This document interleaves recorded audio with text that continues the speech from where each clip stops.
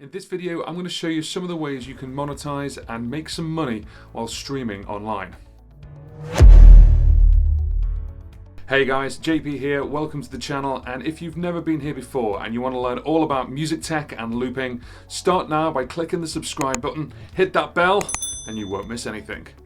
So in 2020, as gigs are getting cancelled, events are getting cancelled, musicians are turning to live streaming as a way of actually getting their music out there. But we want to go a bit further than that. We want to make some money online as well to compensate for the cancelled gigs. I'm going to show you a couple of things that I've used in the past, that I use now, and also just a couple of things that are out there in the world to get you up and running so you can start making money for live streaming.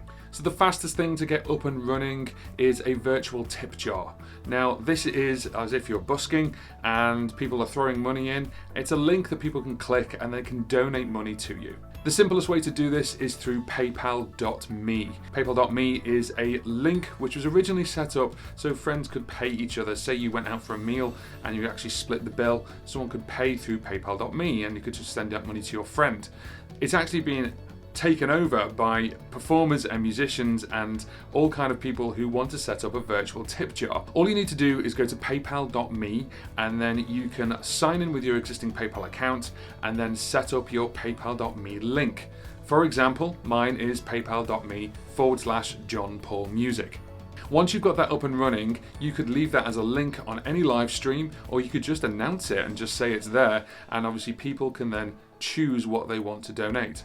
Another way is to use a donation website, something like Ko-fi or buymeacoffee.com. These websites are designed to create a link very similar to the paypal.me link, but the difference is you set the price and it's a little bit more natural, say giving someone a coffee as opposed to trying to donate money. Now with buymeacoffee.com, for example, the average is $3, but you can ask for more on that. You can go into it and change the coffee into beer or tea or wine or whatever you want it to be, and it is customizable and it doesn't feel like you're begging. Now if you're live streaming on somewhere like YouTube, for example, YouTube has a facility which is called SuperChat. SuperChat is where you can donate any amount of money and your chat actually comes up highlighted above everyone else's. This is a really great option if you're doing a lot of live streaming. Maybe you've got questions to ask and people can answer them with a super chat. You're getting a bit of money out of it, but at the same time, they're getting the content and the information that they want. Also, super chat is available in a lot of different countries.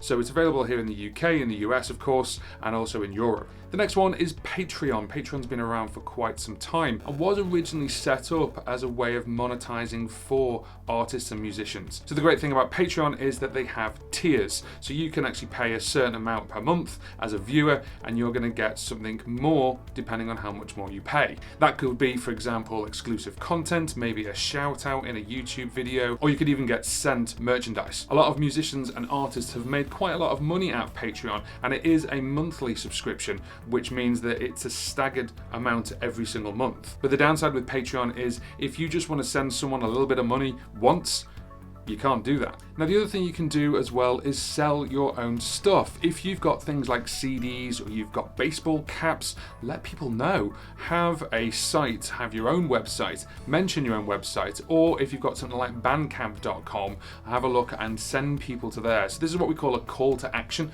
So a call to action is where you send people to a place to then go and get something for either merchandise or get them their email address, and using something like bandcamp.com, you could do that as well. The other option is something like Merchly or Teespring. Teespring is where you can make your own t-shirts and apparel, which I've done as well. Making something physical and having it available to your fans is actually something still really real. You know, if you go to the merch table of a gig, people want to buy the t-shirts, the mugs. They feel like you're getting something for your money, but also it's something exclusive. Now at the time of making this video, YouTube are in the beta testing of something brand new, which is called YouTube Applause. Now that's what it's called at the moment. It might change its name.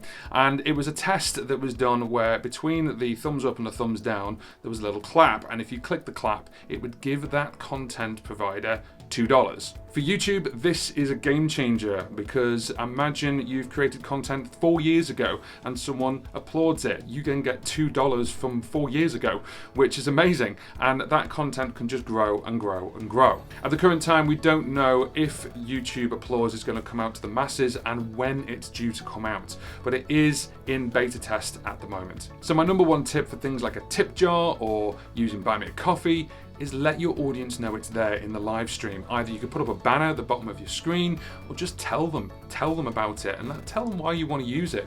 Maybe you want to tell them, I had a gig that's been cancelled and I want to reap some of that money back. So go and click that link if you like this content. This is a really, really good thing, and I don't think it's something that musicians or artists should be embarrassed about either. So I hope you found this content useful. If you have, please give this a thumbs up. It really helps the channel grow. Please consider subscribing to the channel and click that bell and you won't miss when the next video is out. I, of course, do have my own tip jars. I do have a Buy Me a Coffee link, which is in the description link below. If you do have any questions about virtual tip jars or using something like buymeacoffee.com or anything like that, put it in the comment section below. Or please let me know what you use. If there's something else that you use, then please put that in as well. And the more people can see that, the more people can sign up. Thank you very much for watching, and we'll see you on the next one.